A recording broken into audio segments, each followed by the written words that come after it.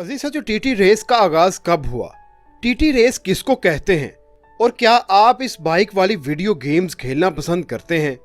अजीज साथियों, इस तरह के दिलचस्प और मालूमाती वीडियोस को देखने के लिए मेरे इस चैनल को सब्सक्राइब करना मत भूलिएगा और साथ ही लगे हुए घंटे के निशान को भी हल्का सा छू दीजिए। और मुझे उम्मीद है ये किया हुआ फैसला आपका जरूर अच्छा साबित होगा। अजीज साथियों, 28 मई 1907 को दुनिया की पहली टीटी रेस मुनक्किद की गई और इसे बैनुल अक़वामी ऑटो साइकिल टूरिस्ट ट्रॉफी कहा गया। इस रेस के दौरान आम शाहराहों को बंद कर दिया जाता है।